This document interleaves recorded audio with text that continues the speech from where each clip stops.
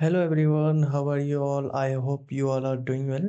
So today in this video we are going to start a new series which is based on climate, which is based on climatology. So basically आज इस video से हम लोग climatology start करेंगे। तो आज इस video में सबसे पहले नेचर और स्कोप के बारे में पढ़ेंगे, साथ ही साथ डेफिनेशंस ऑफ क्लाइमेटोलॉजी के बारे में पढ़ेंगे।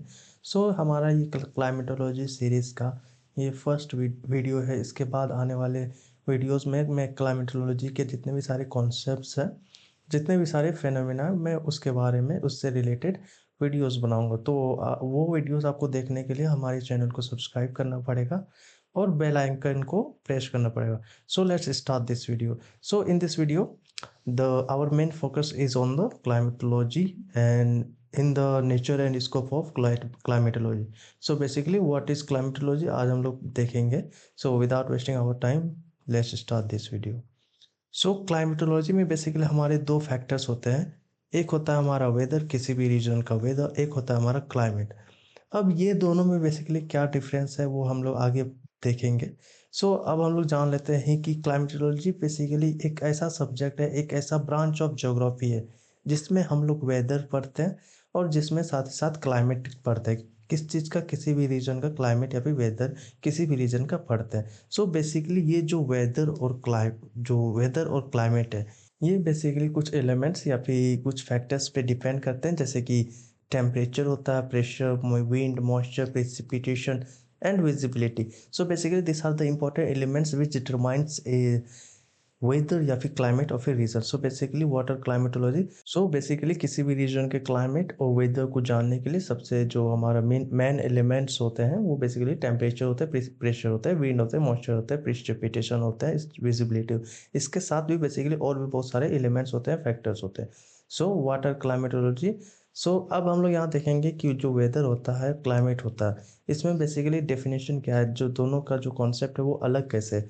सो वेदर में हम लोग जानते हैं कि किसी भी रीजन का वेदर डिटरमाइन करेगा बेसिकली ये डे, एक दिन में वेदर चेंज हो सकता है या फिर कुछ मंथ में भी चेंज हो सकता है किसी भी रीजन का वेदर। वहीं पे क्लाइमेट इसका उल्टा होता है। सो बेसिकली क्लाइमेट हम लोग क्या किसको बोलते हैं, क्लाइमेट बेसिकली एक स्टैटिक या फिर एक एवरेज होता है किस वेदर का, जो कि मोर देन 10 ईयर्स तक इसको ऑब्जर्व किया जाता है किसी भी रीजन को, और उस ऑब्जर्वेशन के बेसिस पे उस रीजन का क्लाइमेट डिटरमाइन होता है। So what are weather? Weather refers to the state of atmosphere at any given time denoting the short term variation. So basically weather में बेसिकली हमेशा शॉर्ट टर्म वेरिएशंस रहेगा of atmospheric phenomena in terms of temperature, pressure, wind, moisture, precipitation, visibility. Weather is highly variable. So basically weather जो है वो बहुत ही ज़्यादा variable है, कभी भी स्टैटिक नहीं रहेगा। ये कुछ घंटों में भी चेंज हो सकता है या फिर कुछ दिन में भी चेंज हो सकता है। So basically this is why weather is very highly variable. It is constantly changing sometimes from hour to hour, at other times from day to day. So basically ये हमेशा डायनामिक रहता है, हमेशा चेंज होते रहता है। वहीं पे हम लोग देखेंगे क्लाइमेट के बारे में। So climate on the other hand is the sum total of the variety of weather condition. So basically ये हमारा क्या डिनोट करता है, ये बेसिकली एवरेज को डिनोट करता है। एवरेज या फिर बोल सकते हैं जो एग्रीगेट होता है ना, उसको डिनोट करता है ऑफ एन एरिया और ए प्लेस। दस क्लाइमेट में भी defines simply as a average weather. So basically किसी भी रीजन का अगर एवरेज वेदर निकालना है तो उसको हम उस रीजन को हम लोग क्लाइमेटिक रीजन के नाम से देखेंगे। जैसे कि हमारा मान लो कि किसी भी कोई एक ऐसा रीजन है जहाँ पे 5 साल का जो वेदर है वो नापा गया, ऑब्जर्व किया गया, और 5 सालों के वेदर को देख करके एक क्लाइमेट दिया गया उस रीजन को, जैसे कि सब ट्रॉपिकल क्लाइमेट होगा या फिर मॉडरेट क्लाइमेट होगा या ड्राई क्लाइमेट होगा या फिर कोल्ड क्लाइमेट होगा। सो बेसिकली वो जो 5 साल ऑब्जर्व किया ना, उसी ऑब्जर्वेशन के थ्रू उसका जो क्लाइमेटिक क्लासिफिकेशन किया गया उस रीजन का। So the term climate denotes a description of aggregate weather condition. So यहाँ पे एग्रीगेट वेदर कंडीशन दिखाता है क्लाइमेट में, वहीं वेदर में बेसिकली ये हमेशा चेंज होते रहेगा, हाईली वेरिएबल होगा और कभी भी कॉन्स्टेंटली चेंज होगा from time to time and from hour to hour and sometimes from day to day, और कभी कभी महीनों भी वेदर चेंज होने में लग जाता है। So basically this were the major distinction between climate and weather. So अब हम लोग देखेंगे कि जो एक क्लाइमेट होता है ना, वो ऑन एन एवरेज 31st यानी कि 31 ईयर तक एक किसी भी रीजन को ऑब्जर्व किया जाता है, जिसके थ्रू वहाँ का क्लाइमेट डिसाइड होता है। सो ये डाटा 31 ईयर्स किसके अकॉर्डिंग है? ये बेसिकली वर्ल्ड मेट्रोलॉजिकल ऑर्गेनाइजेशन एक ऑर्गेनाइजेशन है, उस बेसिस पे किसी भी रीजन के क्लाइमेट को 31 ईयर तक ऑब्जर्व किया जाता है, जिसके थ्रू वहाँ का क्लाइमेट बताया जाता है। सो अब हम लोग देखेंगे क्लाइमेटोलॉजी का क्या डेफिनेशन है, और इसके कुछ ओरिजिन के बारे में भी जानेंगे। So, a climatology is a branch of science that describes and explains the nature of climate, how it's differ from place to place. So, basically यहाँ पे highly variable features of a region is determined as weather या फिर climate, and this weather is studied under climatology in the subject of climatology. So, the term climatology originate from two Greek words. ये दो Greek word से बना है, एक clima and logos. Clima मतलब होता है कि स्लोप ऑफ द अर्थ, वहीं लोगोस का मतलब होता है डिस्क्रिप्शन या फिर डिस्कोर्स या फिर study. So basically the study of the slope of the earth is known as climatology, clima plus logos. So अब हम लोग कुछ डेफिनेशन पढ़ेंगे according to different scholars. So सबसे पहले जी.एफ. टेलर। सो इनके according a climate is the indication of weather and weather is the differentiation of climate. So basically इनके according जो वेदर है वो बेसिक इंडिकेशन ऑफ वेदर है, वहीं पे वेदर जो है, जो क्लाइमेट जो है वो बेसिकली डिफरेंशिएशन ऑफ वेदर है। So the distinction between weather and climate is therefore mainly one of time. So ये बेसिकली डेफिनेशन था जी.एफ. टेलर के अकॉर्डिंग। अब अस्टिन मिलर ने भी एक डेफिनेशन दिया था, इनके अकॉर्डिंग जो था ना, climatology is a branch of science which discusses the average condition of the weather. So basically climatology एक साइंस का एक ऐसा ब्रांच है जहाँ पे सबसे जो मेजर इसका जो वर्क होता है, ये बेसिकली एवरेज कंडीशन निकालता है ऑफ ए वेदर का। ये बेसिकली अस्टिन मिलर का कहना था क्लाइमेटोलॉजी से रिगार्डिंग। अब थर्ड स्कॉलर है क्लाइमेटोलॉजिस्ट है थॉर्नवेट। अब इनके अकॉर्डिंग था ना, इन्होंने बेसिकली क्लाइमेटोलॉजी के जो सब्जेक्ट का जो स्कोप है उसको बेसिकली इन्होंने ब्रॉड कर दिया, और इन्होंने सजेस्ट किया कि जो जो climatology is not only the study of weather phenomena, और rather than that this is also the study of earth surface from the core of this discipline. So basically इन्होंने एक वर्ड इंक्लूड किया था climatology के definition में, वो था basically earth के सरफेस को भी हमें क्लाइमेटोलॉजी में पढ़ना पड़ेगा।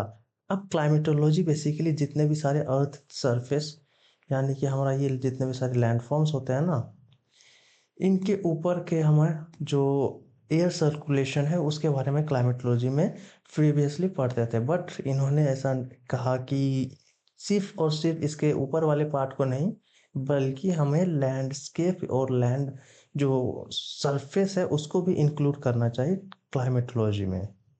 This is so because each and every characteristics of climate is determined by the exchange of heat, moisture, momentum between the earth surface and the atmosphere. Basically यहाँ पे direct relationship बनता है अर्थ सरफेस और atmosphere पे। सो इसीलिए इन्होंने थॉर्नवेट ने include किया था अर्थ सरफेस को क्लाइमेटोलॉजी में। अब फोर्थ स्कॉलर या फिर क्लाइमेटोलॉजिस्ट है कोपेन और डालंग। इनके according climatology is a summary यानी कि एक संक्षेप, एक composition of weather condition over a longer period of time. So basic इनका भी जो डेफिनेशन है वो बहुत ही ज़्यादा सिमिलर है। सो अब हम लोग कुछ नेचर पढ़ेंगे of climatology. So basically what are the natures of climatology. पहला नेचर हो जाता है identification, demarcation and distribution of different types of climates. अब हम लोग किसी भी रीजन में रहते हैं, मान लो हम लोग डेजर्ट रीजन में रहते हैं, ड्राई रीजन्स में रहते हैं। सो बेसिकली वहाँ का जो वेजिटेशन रहेगा वो बेसिकली पूरा अलग रहेगा। सो उसी चीज़ को हम लोग को आइडेंटिफाई करना, डिमार्केशन करना और डिस्ट्रीब्यूशन करना of different types of climate. So second आ जाता है हमारा mode of origin of different types of climate. So basically what are the source of origin of that type of climate. So basically हम लोग dry region में रहते हैं, जो डेजर्ट में रहते हैं। अब बेसिकली नेचर ऑफ जोमोर्फोलॉजी ये कहता है कि वो जो रीज़न है वो ड्राई क्यों हुआ, उसके पीछे का क्या साइंस था। सो बेसिकली इसमें नेचर में क्लाइमेटोलॉजी में हम लोग ये भी पढ़ते हैं। थर्ड हमारा आ जाता है causes and all the processes that are responsible for the weather variation या फिर climatic variation both horizontally and vertically. So basically जो हमारा climatic variation होता है इसमें बेसिकली कॉजेस रहते हैं, प्रोसेसेस रहते हैं that save that climatic variation of that region. अब बेसिकली इसको पढ़ना है हमें क्लाइमेटोलॉजी में both in a horizontal as well as vertical manner. अब हॉरिजॉन्टल और वर्टिकल मैनर क्यों कहा गया? मान लो ये हमारा अर्थ है। अब अर्थ हम लोग जानते हैं एक 0 डिग्री का लाइन है जिसको हम लोग इक्वेटर बोलते हैं। इसके ऊपर हमारा ट्रॉपिक ऑफ कैंसर है, इसके नीचे हमारा इक्वेटर के नीचे हमारा ट्रॉपिक ऑफ कैप्रिकॉर्न है। अब ये बेसिकली जो हॉरिजेंटल किसको बता रहा है, ये बेसिकली लैटिट्यूड्स को बता रहा है। और वर्टिकली बेसिकली ये हमारा वर्टिकल लाइन है जिसको हम लोग लॉन्गिट्यूडनल लाइन भी बोलते हैं, लॉन्गिट्यूड भी बोलते हैं। सो बेसिकली इसके बेसिस पे भी जो क्लाइमेटिक वेरिएशन करता है, जो वेदर फेनोमेना है वो ऑक्योर करता है। So basically both horizontally as well as longitudinally. So basically ये रिस्पॉन्सिबल है वो किसी भी रीजन के क्लाइमेट से रिलेटेड। सो अब हम लोग फोर्थ देखेंगे different elements of weather and climate. जैसे कि हमने अभी प्रीवियसली पढ़ा डिफरेंट टाइप्स ऑफ एलिमेंट्स या फिर factors that are responsible for a change in weather. So basically इस नेचर ऑफ क्लाइमेटोलॉजी में हमें ये भी पढ़ना एलिमेंट्स, डिफरेंट एलिमेंट्स। अब पांचवा है basically interactions of weather and climate with human society. अब ज्योग्राफी एक ऐसा सब्जेक्ट है ना जहाँ पे हर एक ज्योग्राफिकल फेनोमेना को ह्यूमन सोसाइटी से इंटरलिंक किया जाता है, यानी कि रिलेशनशिप बनता है of human society with that geographic discipline. So यहाँ पे भी जो क्लाइमेटोलॉजी में भी सेम यही होता है। अब लास्ट है basically impact on climate. So basically what are the impacts of climatology on human health as well as properties activities. So basically हमें इससे क्या फ़ायदा होता है, क्या हमारे जो रिसोर्सेस है हमें कैसे इस क्लाइमेटोलॉजी स्टडी करने से बेसिकली वो हमारे प्रैक्टिकल लाइफ में काम आएंगे। सो ये basically this are the major nature of जो क्लाइमेटोलॉजी। अब हम लोग कुछ स्कोप पढ़ेंगे ऑफ क्लाइमेटोलॉजी। अगर स्कोप की बात करें तो जनरली जो स्कोप रहता है वो बेसिकली किसी भी सब्जेक्ट के सब्जेक्ट मैटर को दर्शाता है, स्कोप द क्षेत्र को दर्शाता है। So the subject matter of climatology comprises 3 basic sub division. So basically 3 इसका जो क्लासिफिकेशन किया गया, डिवीजन किया गया 3 बेसिस पे किया गया। एक है फिजिकल क्लाइमेटोलॉजी, दूसरा है रीजनल क्लाइमेटोलॉजी और तीसरा है applied climatology. So basically climatology को 3 भाग में 3 सब डिवीजन किया गया। पहला भाग जो है फिजिकल ज्योग्राफी है। So this branch of climatology specially to explain the factors responsible for bringing about the temporal as well as spatial variation. So temporal जो होता है ये बेसिकली टाइम से रिलेटेड है और जो स्पेशियल रिलेशनशिप्स वेरिएशन शो करना है वो बेसिकली स्पेस से रिलेटेड, यानी कि क्षेत्र, यानी कि इसको हम लोग प्लेस भी बोल सकते हैं, प्लेस से रिलेटेड है। So in heat exchange, moisture exchange and air movement. So basically physical climatology में जितने भी सारे फिजिकल एलिमेंट्स है उसके वेरिएशन को पढ़ा जाता है एज वेल एज टेम्पोरल और स्पेशल के साथ साथ। So these several observation are climatic elements such as insolation, duration of sunshine, temperature, air pressure, precipitation, wind, cloudiness, and fog. So basically these are the elements as well as factors that influence a weather condition. So physical climatology is closely related to meteorology. So basically ये meteorology से बहुत ज़्यादा similar है। अब climatology और metrology में distinction ये है कि जो क्लाइमेटोलॉजी है ये मेनली डिस्क्रिप्टिव हो जाता है, वही मेट्रोलॉजी जो होता है ना ये साइंटिफिक होता है। और इसीलिए बेसिकली मेट्रोलॉजी है ना तो वो साइंस का ब्रांच हो जाता है, वही क्लाइमेटोलॉजी एक ज्योग्राफी का ब्रांच हो जाता है। So which includes not only the physics, chemistry and dynamics of atmosphere but also many of its direct effect upon the earth's surface, the ocean. So basically physical geography में ये था। अब regional geography में क्या है? So regional climatology describes the various types of climate. So basically यहाँ पे भी डिफरेंट टाइप्स ऑफ क्लाइमेट्स के बारे में हम लोग देखेंगे। So it deals with the spatial distribution. अब यहाँ पे स्पेशियल डिस्ट्रीब्यूशन होगा। Regional climatology is the concept of skill in regional as well as spatial pattern on the basis of size and extent of the climatic regions. So basically the world is divided into 3 major regions. पहला है macro regions, ये basically बहुत ही ज़्यादा large scale में होता है, large size और scale में होता है। इसके बाद है मेसो रीजन ये मैक्रो से छोटा रहता है बट माइक्रो से बड़ा रहता है। और लास्ट हमारा माइक्रो रीजन, जिसको हम लोग लोकल लोकल रीजन भी बोल सकते हैं। ये जो क्लाइमेटिक वेरिएशन करेगा ये लोकली होगा, और जितने भी सारे क्लाइमेटिक फैक्टर्स रहेंगे ये बेसिकली लोकल में ही अफेक्ट करेगा, लोकल रीजन्स लोकल पीपल पर भी अफेक्ट करेगा। थर्ड आ जाता है हमारा applied climatology.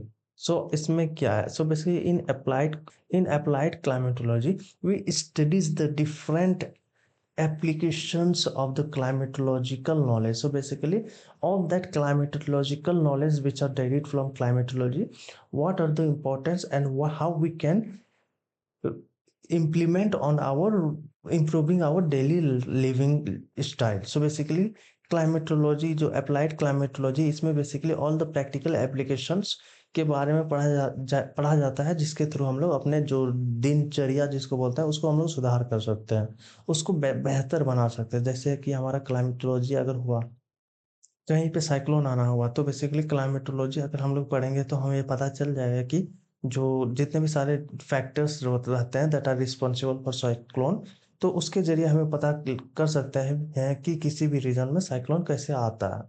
So it analyzes the relationship of climatology to other science. सही है, basically it also analyze the relationship of climatology to different branch of science in applied climate. So basically इसका जो main purpose होता है ना, so वो होता है कि to find out the ways and means to make use of our knowledge of climatic elements for the betterment of human life on the earth. So basically इसके जो uses होते हैं ना, वो इसके जो क्लाइमेटोलॉजी है ना, वो बेसिकली हमारे डेली लाइफ में बहुत ही ज़्यादा प्रैक्टिकल है।